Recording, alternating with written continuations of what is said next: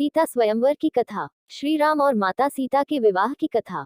मिथिला नरेश राजा जनक ने अपनी पुत्री सीता के विवाह हेतु स्वयंवर रचाया था, जिसका निमंत्रण उन्होंने महर्षि विश्वामित्र को भी भेजा था। उस समय श्री राम और लक्ष्मण ऋषि विश्वामित्र के साथ उनके आश्रम में थे, इसलिए उन्होंने सोचा कि श्री राम लक्ष्मण को भी मिथिला में उनके साथ चलना चाहिए। उसके बाद ऋषि विश्वामित्र राम और लक्ष्मण के साथ मिथिला नगर में पहुंचते हैं, जहां पर राजा जनक अतिथि रूप में उनका स्वागत करते हैं। राजा जनक ऋषि विश्वामित्र को कहते हैं कि उन्हें अति प्रसन्नता हुई है कि आप हमारे नगर में मेरी पुत्री सीता को विवाह के लिए आशीर्वाद देने आए हैं। अगले दिन राजा जनक के महल में दरबार लगता है, जिसमें देवी सीता का स्वयंवर रचाया गया था।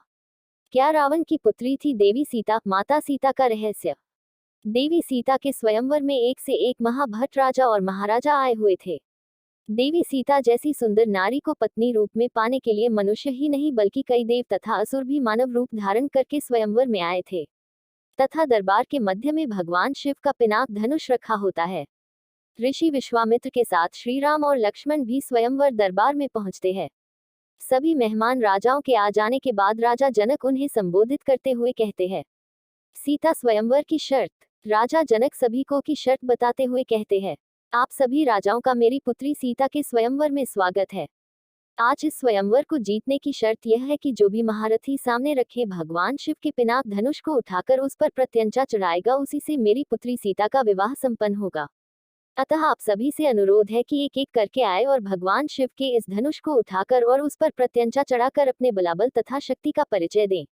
राजा जनक की यह घोषणा सुनकर सभी राजा एक एक करके आते हैं और धनुष को उठाने का प्रयास करते हैं, लेकिन भगवान शिव के उस धनुष को उठाना या प्रत्यंचा चढ़ाना तो दूर, कोई भी राजा महाराजा उस धनुष को हिला तक नहीं पाया। लक्ष्मण जी को आया क्रोध। बहुत समय बीत जाने के बाद भी जब कोई राजा उस धनुष को हिला नहीं पाया तो महाराजा जनक को क्रोध आ गया। उन्हें लगने लगा कि कोई भी इस शिव धनुष को उठा नहीं पाएगा और उनकी पुत्री सीता अविवाहित ही रह जाएंगी। यही सोचकर उन्होंने वहां उपस्थित सभी राजाओं की निंदा करने शुरू कर दी कि उनमें से कोई भी लायक पुरुष नहीं है जो शिव धनुष का उठा सके। राजा जनक की ऐसी अपमानजनक बातें सुनकर लक्ष्मण जी को क्रोध आ जाता है और वह इसे श्रीराम तथा रघुकुल का अपमान समझते हैं। लक्ष्मण जी राजा जनक को ललकारने लगते हैं कि वह उनके तथा श्रीराम के सभा में होते हुए पूरी सभा को अयोग्य कैसे कह सकते हैं। तब ऋषि विश्वामित्र ने लक्ष्मण जी को शांत कराया और श्री राम को धनुष पर प्रत्यंचा चढ़ाने के लिए बोला। श्री राम विनम्र भाव से ऋषि विश्वामित्र जी को प्रणाम करके शिव धनुष की तरफ बढ़ते हैं तो वहां पर उपस्थित राजा उनका उपहास करने लगते हैं, क्योंकि कहा जाता है कि उस समय भगवान राम की आयु लगभग 16 से 17 वर्ष की थी।